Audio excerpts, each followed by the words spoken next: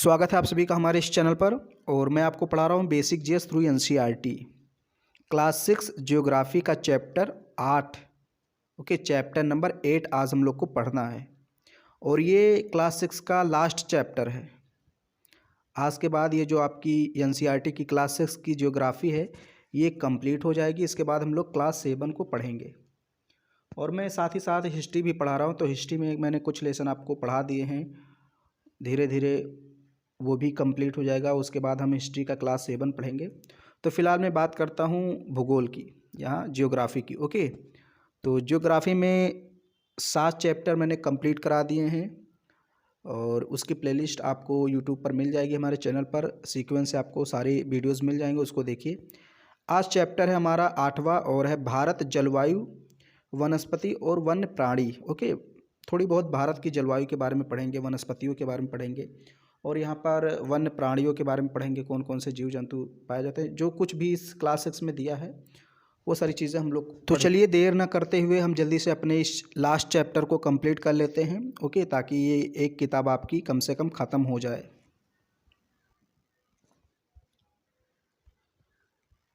Chapter 8 Bharat जलवायु, वनस्पति तथा वन्य प्राणी। यहाँ पर आप देखिए ये चित्र दिया हुआ है। चित्र पहले ही दे देता है आपको समझने के लिए कि हम इस लेसन में क्या पढ़ेंगे, इस चैप्टर में क्या पढ़ेंगे। तो देखिए यहाँ पर चित्र दिया हुआ है, कुछ यहाँ पर हिरन वगैरह हैं, मेमने, यानी कि जीव जंतु हैं विशेषकर। ओके, तो इन्हीं सारी चीज़ों के बारे में हम लोग को पढ़ना है। तो चलिए अब मैं शुरुआत करता हूँ। आप मौसम के बारे में प्रतिदिन समाचार पत्रों में पढ़ते हैं। ओके, प्रतिदिन पढ़ते हैं भाई, टीवी न्यूज़ चैनल या फिर समाचार पत्रों में, रेडियो पर आप पढ़ते हैं कि आज बारिश होगी, आज मौसम साफ़ रहेगा, ऐसा खबर आप पढ़ते हैं। ओके, तो वही कह रहा है आप मौसम के बारे में प्रतिदिन समाचार पत्रों में पढ़ते हैं तथा टेलीविज़न पर देखते हैं अथवा दूसरों को इस संबंध में बात करते हुए भी सुनते हैं। ओके, किसी भी माध्यम से आपको जानकारी मिले तो ये चीज़ें आप करते हैं डे टू डे लाइफ में। ओके, आप जानते हैं कि मौसम वायुमंडल में दिन प्रतिदिन होने वाला परिवर्तन है। मौसम क्या है? वायुमंडल में दिन प्रतिदिन यानी कि रोज़, दिन प्रतिदिन मतलब रोज़, डेली होने वाला परिवर्तन है। मौसम क्या है, इसको ध्यान में रखिए। मौसम वायुमंडल में दिन प्रतिदिन होने वाला परिवर्तन है। अब मौसम में कौन कौन सी चीज़ें आती हैं?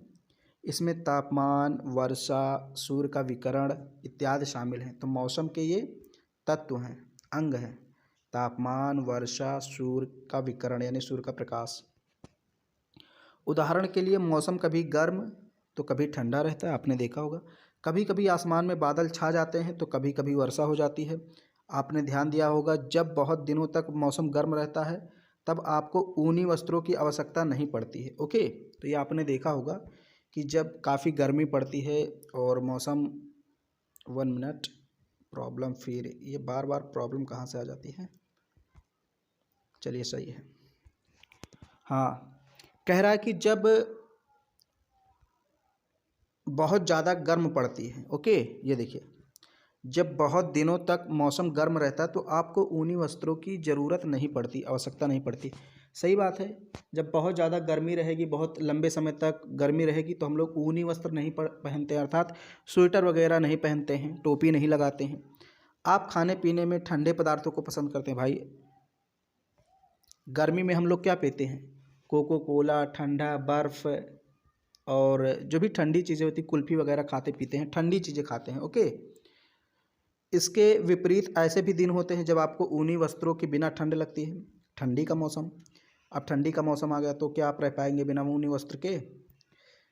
ठंडियों में बिना ऊनी वस्त्र के तो आप रह ही नहीं पाएंगे। तो क्या करेंगे आप लोग? ऊनी वस्त्र पहनेंगे। ठंडी और ठंड हवाएं चलती हैं इन दिनों में आप गर्म चीज़ें खाना पसंद करते हैं। यानी कि गर्म के दिनों में जब गर्मी रहती तो हम लोग ठंडी चीज़ें खाना पसंद करते हैं और जब ठंडी आ जाती है, ठंडी मौसम रहती है तो फिर हम लोग गर्म चीज़ें खाना पसंद करते हैं, स्वेटर वगैरह पहनते हैं। सामान्यतः भारत में मौसम के प्रकार देख लेते हैं। ओके, तो ये देखिए 4 प्रकार के यहाँ पर मौसम है भारत में। ओके, 4 प्रकार के यहाँ पर मौसम बताए जा रहे हैं, इसको देख लेते हैं एक एक करके। तो पहला क्या है? दिसंबर से फरवरी तक ठंडा मौसम, यानी सर्दी रहती, ठंडी बहुत ज़्यादा पड़ती है। ओके, तो पहला क्या है, दिसंबर से फरवरी तक ठंडा मौसम, या जिसको हम सर्दी बोलते हैं, तो ये दिसंबर से फरवरी तक रहता है। फिर मार्च से मई तक गर्मी का मौसम रहता है। मार्च से मई तक गर्मी का मौसम, जिसको गर्मी बोलते हैं। फिर देखिए ये जो तीसरा पॉइंट है, जून से सितंबर तक। जून से सितंबर तक क्या होता है कि वर्षा का मौसम होता है। जून से सितंबर तक दक्षिणी पश्चिमी मानसून का मौसम, ओके, यानी वर्षा का मौसम रहता है। दक्षिणी पश्चिमी मानसून से पूरे भारत में वर्षा होती है। फिर यहाँ पर देखिए चौथा कौन सा मौसम है, शरद ऋतु। अक्टूबर और नवंबर में मानसून के लौटने का समय, ओके, तो ये शरद ऋतु आ जाती है। इसमें लौटते हुए मानसून से भी वर्षा होती है तमिलनाडु वगैरह में। तो अब हम लोग थोड़ा थोड़ा इनके बारे में पढ़ते हैं जो कुछ यहाँ पर दिया हुआ है। सबसे पहला है शीत ऋतु। ठंडे मौसम में सूर्य की सीधी किरणें नहीं पड़ती हैं, जिसके परिणाम स्वरूप उत्तर भारत का तापमान कम हो जाता है और ठंडी पड़ती है। ओके, कह रहा है कि ठंडे मौसम, यानी कि जब ठंडी के समय होता क्या है कि सूर्य की किरणें भारत पर लंबवत नहीं पड़ती हैं। जो उत्तरी भारत है सीधी नहीं पड़ती, बहुत तिरछी पड़ती हैं। तो जब कोई चीज़ तिरछी पड़ती है ना तो बहुत कम पड़ती है, तो यानी कि सूर्य की किरणें तिरछी पड़ती हैं, इसलिए बहुत कम प्रभाव डाल पाती हैं, तापमान बहुत कम होता है। ओके, तो हम लोग को क्या महसूस होता है, ठंडी। फिर है गर्मी यानी ग्रीष्म ऋतु। गर्मी के मौसम में सूर्य की किरणें अधिकतर सीधी पड़ती है, यानी कि सीधी हमारी खोपड़ी पर एकदम पड़ती है, सिर पर। ओके, पृथ्वी पर यानी उत्तरी भारत पर, जो उत्तरी भारत है, उत्तर प्रदेश, मध्य प्रदेश, यानी उत्तरी भारत बेसिकली, तो यहाँ पर क्या होता है कि जो सूर्य की किरणें हैं वो लंबवत पड़ती हैं, एकदम सीधी। तापमान बहुत अधिक हो जाता है। दिन के समय गर्म शुष्क पवन बहती है, जिसे लू कहते हैं। ओके, तो दिन में चलने वाली गर्म हवाओं को लू कहते हैं। कई बार क्वेश्चन पूछा गया है कि उत्तर भारत में दिन में चलने वाली गर्म हवाओं को क्या कहते हैं, लू। लू, ओके, ये आपको याद रखना है। फिर यहाँ देखिए ये सूर्य दिया हुआ है और बादल दिया है, छाता वगैरह दिया है, सारी चीज़ें। हमारे देश के यहाँ कुछ खेल है। हमारे देश के सभी भागों में लोग अपने क्षेत्रों में पाए जाने वाले फलों के ठंडे पेय, जिसे शरबत कहा जाता है, मैं पढ़ देता हूँ थोड़ा सा। शरबत कहा जाता है का सेवन करते हैं। ये पेय पदार्थ प्यास को बुझाने के लिए सबसे अच्छा साधन है। गर्मियों में अक्सर लोग ठंडी चीज़ें पीते हैं, जैसे शरबत वगैरह। लू के दुष्प्रभाव से हमारे शरीर की रक्षा करते हैं। क्या आपने कभी आम, बेल, नींबू, इमली, तरबूज या दही का शरबत जैसे छाछ, मट्ठा, मोरी इत्यादि पिए हैं? बहुत से लोग केला या आम के मिल्क शेक भी बनाते हैं, तो आपने भी पिया होगा शरबत, नींबू का शरबत, दही का शरबत, छाछ, मट्ठा, ये सारी चीज़ें गर्मियों में आप खाना पसंद करते हैं। गर्मी के बाद पहली वर्षा हमें आनंद प्रदान करती है, यानी जब पहली वर्षा होती है तो बहुत अच्छा लगता है। हमारी सभी भाषाओं में वर्षा पर गीत हैं, वे सुनने में अच्छे लगते हैं, हमें आनंदित करते हैं। वर्षा के 2 गानों को याद करें तथा एक साथ मिलकर गाएं। ओके, तो ये आपसे कह रहा है कि आप लोग गाना वाना गाइए। फिर यहाँ थोड़ा सा इम्पोर्टेंट चीज़ है, ये देखिए दक्षिणी पश्चिमी मानसून। यह भारत के यह मानसून के आने तथा आगे बढ़ने का मौसम होता है। मानसून के आने तथा आगे बढ़ने का मौसम होता है। इस समय पवन बंगाल की खाड़ी तथा अरब सागर से स्थल की ओर बहती हैं। वे अपने साथ नमी भी लाती हैं। जब ये पवन पहाड़ी से टकराती हैं तब वर्षा होती है। तो बस थोड़ा सा आपको समझ लेना है कि इसमें कह रहा है कि मान लीजिए ये आपका भारत है। ओके, तो इधर है बंगाल की खाड़ी, इधर है अरब सागर, तो यहाँ से कुछ हवाएं चलती हैं। ओके, यहाँ से हवाएं ऐसे चलती हैं, ऐसे ऐसे। तो जब ये अरब सागर और बंगाल की खाड़ी से होकर हवाएं चलती हैं तो नमी धारण कर लेती हैं और फिर ऐसे पहले यहाँ जाती हैं, यहाँ। तो यहाँ पूर्वोत्तर भारत है, यहाँ खूब ज़्यादा पहाड़ियाँ हैं। ओके, इन्हीं पहाड़ियों में से टकराती हैं और खूब वर्षा कराती हैं। असम, मेघालय और ये जो इधर नागालैंड वगैरह है, त्रिपुरा, इधर सब खूब वर्षा होती है। और कुछ एक शाखा इसकी जब डिटेल में पढ़ेंगे तो आप जानेंगे कि एक शाखा इसकी इधर मुड़ जाती है, जो पश्चिमी तटों से टकरा करके, जो पश्चिमी घाट है उससे टकरा करके यहाँ पर वर्षा करती है।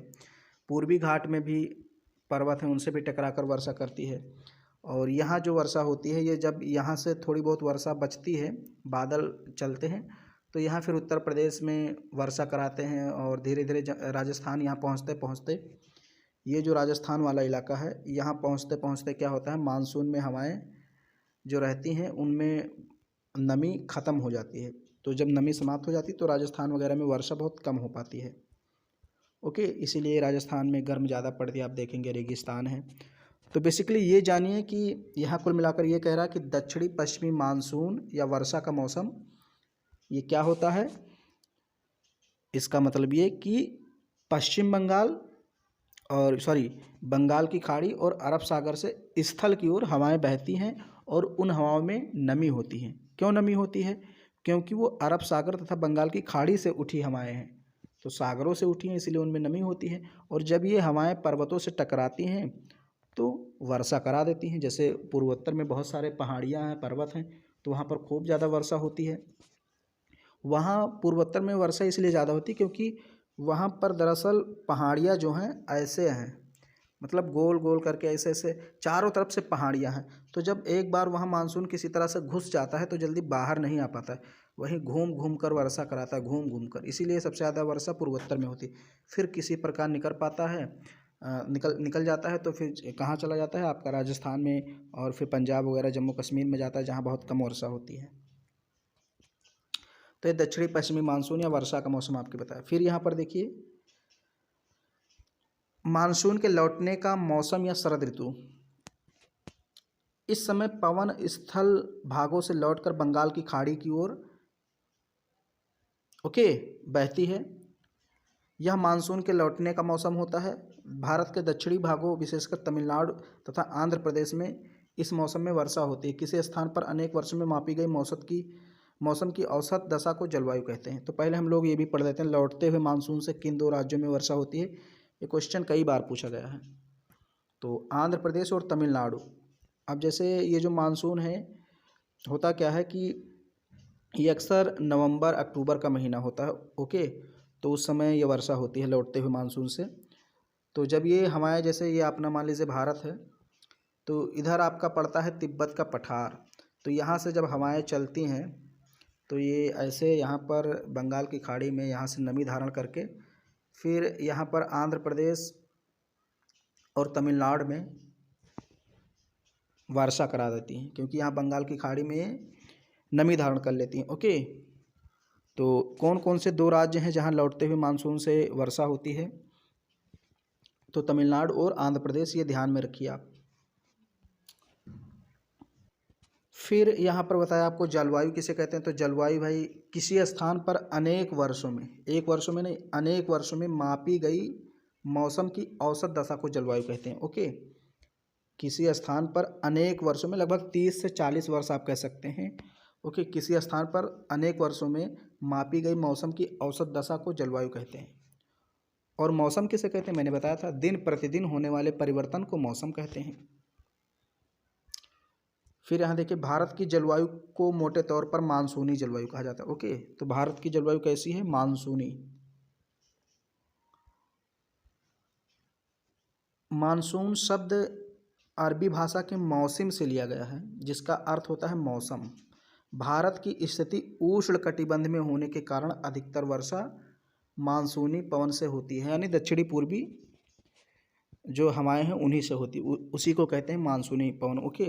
तो अधिकतर वर्षा मानसूनी पवन से होती है। भारत में कृषि वर्षा पर निर्भर है।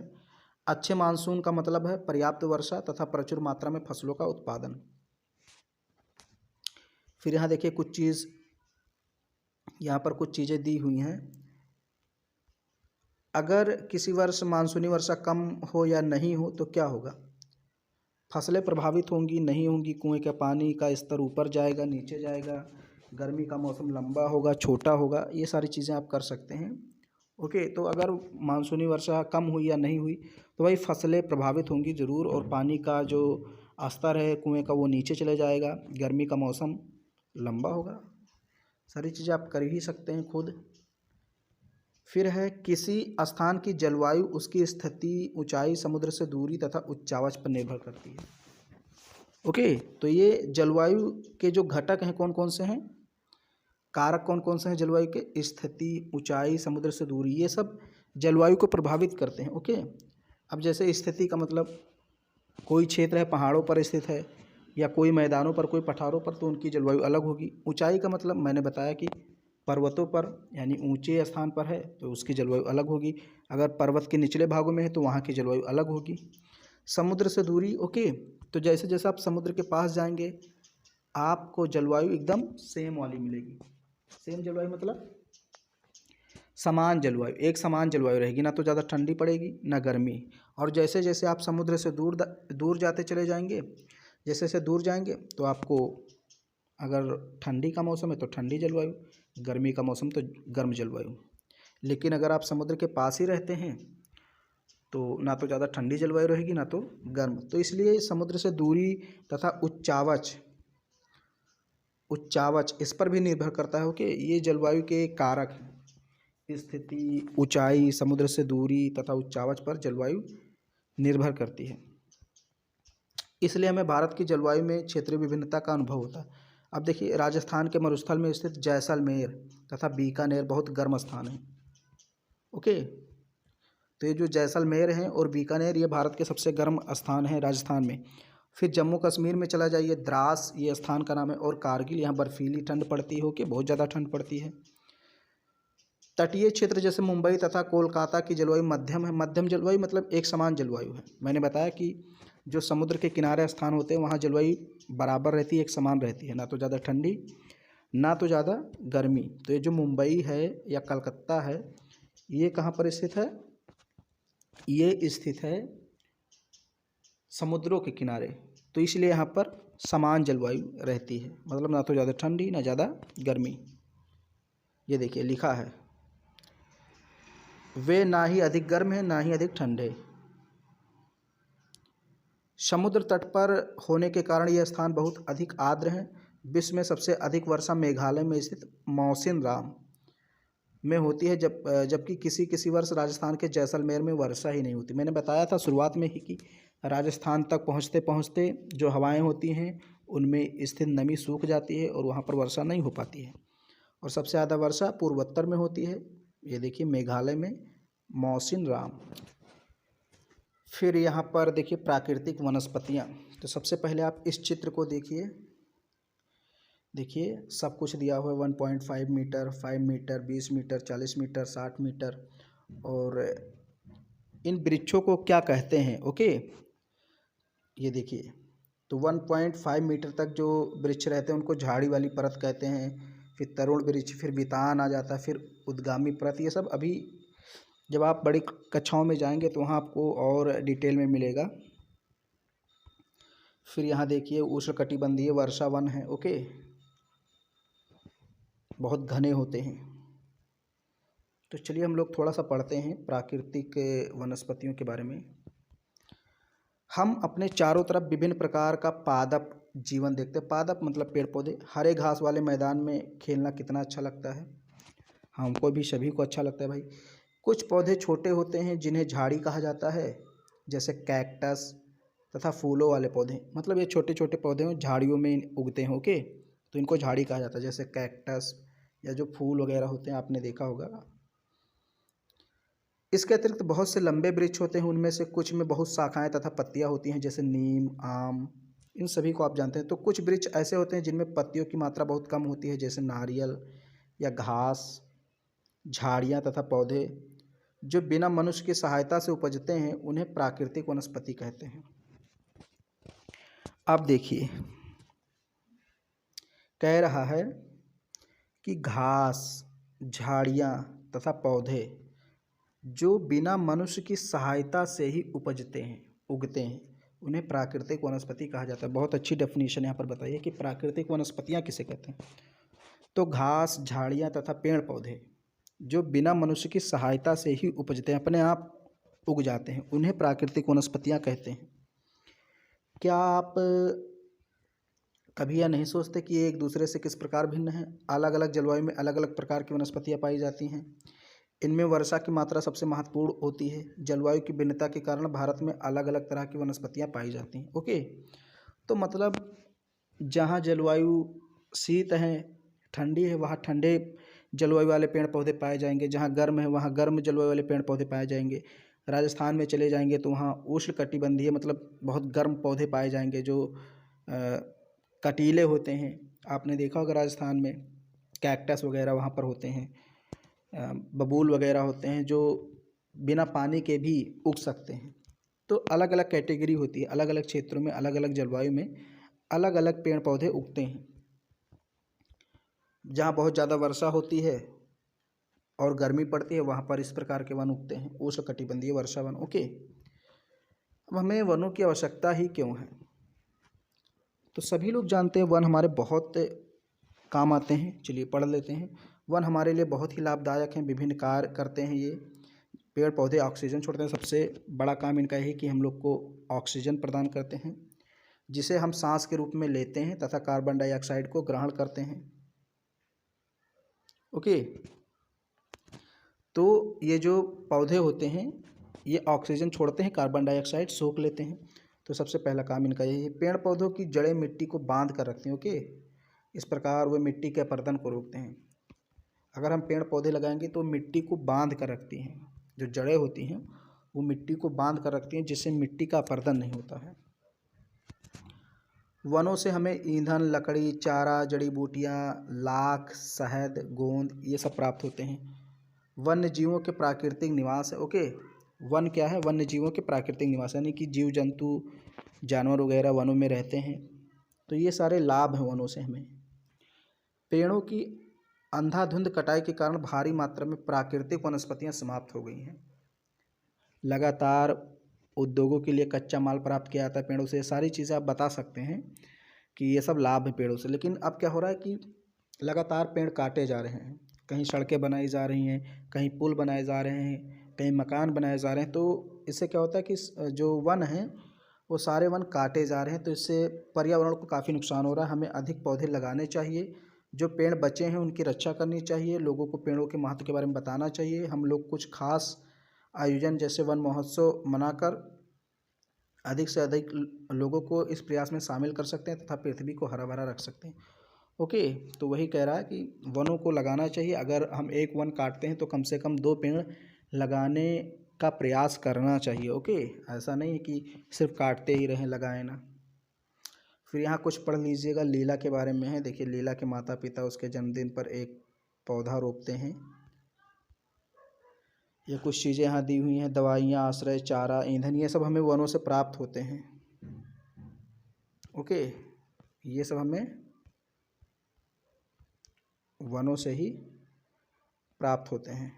गोंद, लाख, देखिए सब कुछ है। फल, शहद, इमारती लकड़ी, रबड़, मिट्टी को बांधना, फर्नीचर, खेल का सामान, ईंधन, चारा, आश्रय, दवाइयाँ, ये सब वनों से ही प्राप्त होते हैं। ऑक्सीजन ऊपर दिया है जो सबसे मेन चीज़ है। तो ये महत्व आप समझ सकते हैं। फिर यहाँ पर है वन्य प्राणी। ओके, जीव जंतु। वन विभिन्न प्रकार के वन्य जीवों का निवास होता है। वनों में जंतुओं की हजारों प्रजातियां तथा बड़ी संख्या में विभिन्न प्रकार के सरीसृप, सरीसृप मतलब रेंगने वाले, उभयचर मतलब जो जल और थल दोनों में रहें, पक्षी, स्तनधारी और कीट तथा कृमि निवास करते हैं। बहुत छोटे छोटे कीड़े, सरीसृप, उभयचर पक्षी, जीव जंतु, जानवर, शेर, बाघ, भालू, चीता, ये सब निवास करते हैं वनों में। तो उनका घर है। Okay, one. बाघ हमारा राष्ट्रीय पशु है। यह देश के विभिन्न भागों में पाया जाता है। गुजरात के गिर वन में एशियाई शेरों का निवास है। गुजरात के गिर वन में एशियाई शेरों का निवास है, ये जानना जरूरी है। हाथी तथा एक सींग वाला गैंडा असम के जंगलों में घूमते हैं। तो असम किस लिए प्रसिद्ध है? एक सींग वाले गैंडे के लिए। ये क्वेश्चन कई बार आया कि एक सींग वाला गैंडा कहाँ के जंगलों में पाया जाता है या कहाँ पाया जाता है? तो असम में सबसे ज़्यादा पाया जाता है। और हाथी भी काफ़ी ज़्यादा मात्रा में वहाँ पाई जाती है। हाथी केरल तथा कर्नाटक में भी मिलते हैं। आपने फिल्मों में देखा होगा, जो दक्षिण भारत की फिल्में होती हैं उसमें हाथी वगैरह दिखाते हैं खूब ज़्यादा। ऊँट भारत के रेगिस्तान तथा जंगली गधा कच्छ के रण में पाए जाते हैं। ओके, तो ये सब ऊँट को हम रेगिस्तान का जहाज़ भी कहते हैं, राजस्थान का जहाज़। ओके, क्योंकि ये काफ़ी लंबे होते हैं और 7-8 दिन बिना पानी पिए, कुछ खाए पिए चल सकते हैं। रेगिस्तान में कहाँ उतना पानी मिलता ही है, इसलिए ये वहाँ के अनुकूल हैं। ओके, ये जो ऊँट हैं ये रेगिस्तान के लिए अनुकूल हैं। तो अलग अलग क्षेत्रों में अलग अलग प्रकार के पेड़ पौधे जीव जंतु सब पाए जाते हैं। जंगली गधा कच्छ के रण में पाए जाते हैं, कच्छ का रण गुजरात में है। ओके, फिर जंगली बकरी, हिम तेंदुआ, भालू इत्यादि हिमालय के क्षेत्र में पाए जाते हैं। सब ठंडे जीव जंतु मतलब ठंडे स्थानों में पाए जाते हैं। इनके अतिरिक्त बहुत से दूसरे जानवर जैसे बंदर, सियार, भेड़िया, नीलगाय, चीतल इत्यादि भी हमारे देश में पाए जाते हैं। भारत में पक्षियों की भी ऐसी ही प्रचुरता है। मोर हमारा राष्ट्रीय पक्षी, यानी पक्षियाँ भी हमारे यहाँ बहुत अधिक मात्रा में पाई जाती हैं, जैसे तोता, मैना, कबूतर, बुलबुल, बतख इत्यादि। अन्य बहुत सारे राष्ट्रीय पक्षी उद्यान हैं जहाँ पर पक्षियाँ हैं। ओके, बहुत सारे उद्यान बनाए गए हैं जो पक्षियों को उनकी प्राकृतिक निवास प्रदान करते हैं। उद्यान शिकारियों से पक्षियों की रक्षा करते हैं। शिकारी अक्सर पक्षियों को मारने के लिए लगे रहते हैं, तो उद्यान बना दिए गए, निश्चित कर दिए गए हैं कि यहाँ पर कोई शिकारी नहीं आएगा, नहीं तो उसके खिलाफ कानूनन कार्रवाई होगी। क्या आप अपने क्षेत्र में पाए जाने वाले 5 पक्षियों के नाम बता सकते हैं? आप लोग बताइए। भारत में सांपों की सैकड़ों प्रजातियां पाई जाती हैं, उनमें कोबरा तथा करैत प्रमुख है। बहुत ही जहरीले सांप है कोबरा और करैत। ये भारत में सभी जगह पाए जाते हैं, सभी क्षेत्रों में कोबरा करैत। अक्सर जो घरों में निकलते हैं सांप, वो या तो फिर आपका कोबरा होता है या करैत होता है। दूसरे सांप भी निकलते हैं, लेकिन ये जो कोबरा और करैत है ये बहुत ज़्यादा मात्रा में पाए जाते हैं।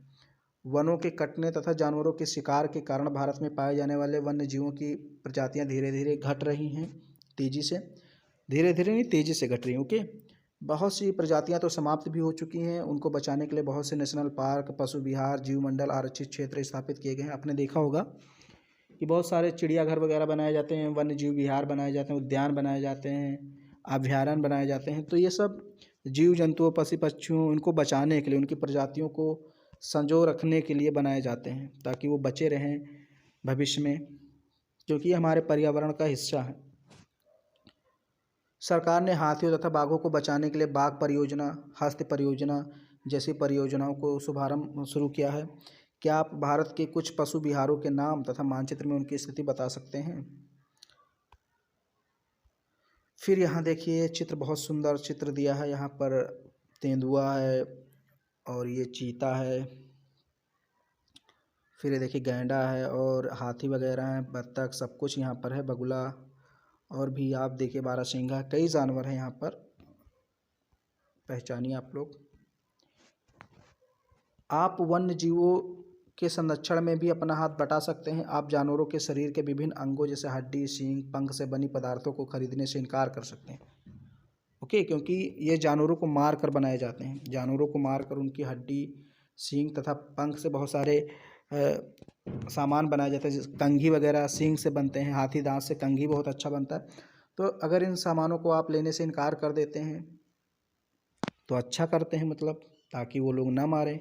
अगर आप ख़रीदेंगे तो वो लोग और लाएंगे, बेचेंगे। तो इसलिए आप इनको लेने से इनकार कर दीजिए कि हम नहीं लेंगे इन सारे सामानों को। प्रत्येक वर्ष हम अक्टूबर के पहले सप्ताह को वन्य जीव सप्ताह के रूप में मनाया जाता है। ये इम्पोर्टेंट है। ओके, कंपटीशन के लिए क्वेश्चन इंपॉर्टेंट है। अक्टूबर का पहला सप्ताह वन्य जीव सप्ताह के रूप में मनाया जाता है, ताकि वन्य जीवों के निवास को संरक्षित करने के लिए जागरूकता लाई जा सके, यानी जागरूकता लाने के लिए। फिर यहाँ न्यूज़पेपर दिए हुए हैं, इसमें कुछ खबरें हैं, आप लोग ये सारी चीज़ें पढ़ सकते हैं जागरूकता के लिए। शिकारी बाघों को क्यों मारते हैं, तो ये सब आप बताइए। उनका खाल लेने के लिए उनके दांत वगैरह निकाल कर उनसे सामान, वस्तुएं बनाई जाती हैं, बहुत सारे चीज़ों में उपयोग करते हैं। ओके, क्या वनों से अगर बाघ खत्म हो जाए तो क्या होगा? पर्यावरण हमारा असंतुलित हो जाएगा। क्या आपने कभी बाघ आरक्षित क्षेत्र या ऐसे चिड़ियाघर देखे जहां बाघों को रखा जाता है? मैंने तो देखा भाई, आप भी सोचिए कि आपने देखा है कभी। प्रवासी पक्षी कौन से होते हैं? प्रवासी पक्षी क्या है? ओके, तो कुछ पक्षी जैसे पिंटल बतख, कैरिल्यू, फ्लेमिंगो, आस्प्रे, लिटिल स्टिंट प्रत्येक वर्ष सर्दी के मौसम में हमारे देश में आते हैं। ये जो पक्षी हैं मैंने नाम बताया, ये सब सर्दी के मौसम में हमारे देश में आते हैं। छोटी लिटिल स्टिंट जिसका वजन लगभग 15 ग्राम होता है, आर्कटिक प्रदेश से लगभग 8000 किलोमीटर की दूरी तय करके भारत में आती है। ये बहुत बड़ी बात है और बहुत ही बड़ा फैक्ट यहाँ पर आपको मिला कि एक ऐसे पक्षी यानी जिसका नाम लिटिल स्टिंट है, ये 8000 किलोमीटर की दूरी तय करके आर्कटिक प्रदेश से हमारे देश भारत में आती है। तो ये सब प्रवासी पक्षी मतलब मौसम के अनुसार प्रवास करते हैं, एक जगह से दूसरे स्थान पर जाते हैं। तो ये चैप्टर भी आपका कंप्लीट हो गया, यानी कि क्लास 6 की जो ज्योग्राफी की एनसीईआरटी की किताब है ये पूरी की पूरी कंप्लीट हो गई। उम्मीद करता हूँ आपको सारे चैप्टर पसंद आए होंगे, सारे वीडियोस पसंद आए होंगे। अब हम लोग आगे से क्लास 7 की किताब पढ़ेंगे। और ये वीडियो आपको पसंद आ रहा है तो इसको लाइक कीजिए, शेयर कीजिए, चैनल पर पहली बार आए हैं तो सब्सक्राइब कीजिए।